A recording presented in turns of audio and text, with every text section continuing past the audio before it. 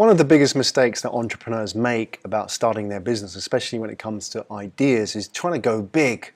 They try and create these big world-changing ideas that could be worth billions, because that's kind of the dominant narrative in the startup media today. We see people like Facebook and Mark Zuckerberg and think it's Facebook or nothing, when actually a lot of the best ideas start very small.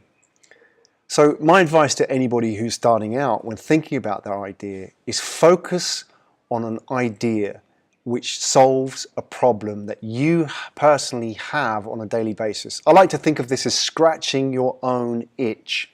So that itch being a problem that you face on a daily basis.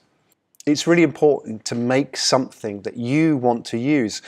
What solution would you create? What app, what service, what product would you create even if this wasn't your business, even if this wasn't your day job, so to speak, and this is something that you wouldn't get paid for?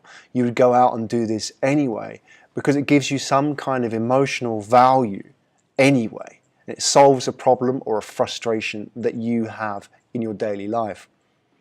Now on Founder FM, I interviewed 3 people as an example. These are case studies of people who scratched their own itch. So one of these examples was Nick Schieffer, who was an award-winning jazz pianist. Now being a jazz pianist, he was on tour with his band all over the world, and he toured in Asia, and he found that the biggest challenge that he had in Asia was booking venues, because he wasn't a Coldplay or Rihanna or an Elton John. So for him to book a venue, even though they had fans in these cities, was very hard.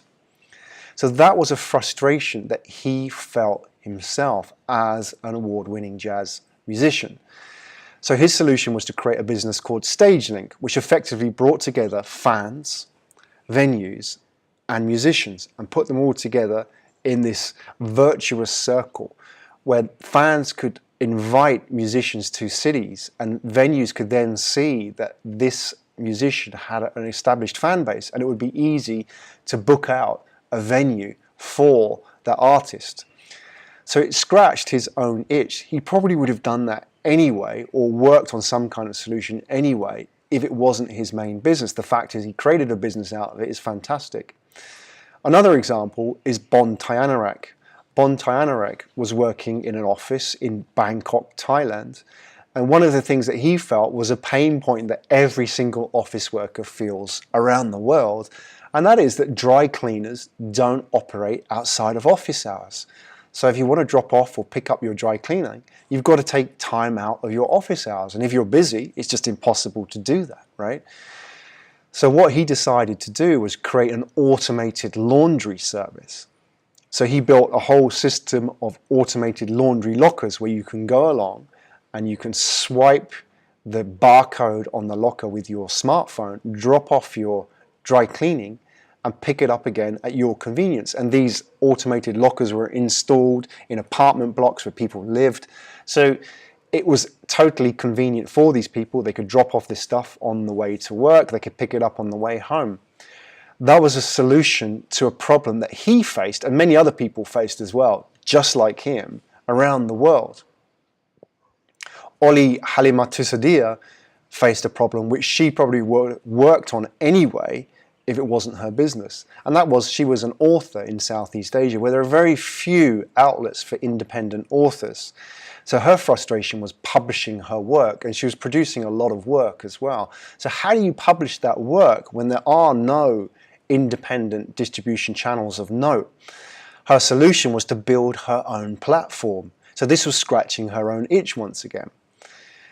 So why is it important that you scratch your own itch and not scratch somebody else's itch? Well, this comes back to the why question, why you? Because there are a number of elements involved in that solution and creating that solution which are key to you being part of it. The first one is that you understand the customer intrinsically better than anybody else, because the customer effectively is you. You understand what frustrations you feel, you understand what are the buttons that need to be pushed. And this is the kind of stuff that's difficult to articulate when you're talking to somebody else. And if you remember earlier, I said that people buy on emotion and justify with logic. So when you ask people about solutions, they talk about logical answers to those solutions. But for yourself, you understand the emotion that drives that decision in the first place. And the second reason, which I've touched upon, is the marketing side, which is you have a ready-made ecosystem of people that you can plug into to help market your product. The problem that many entrepreneurs face when starting their business is this temptation to go big, and they feel like they should be building the next Facebook.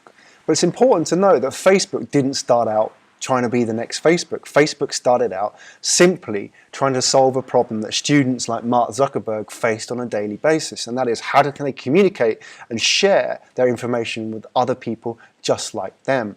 So rather than setting out trying to change the world, think about solving a solution which people just like you have on a daily basis. Start small and scratch your own itch.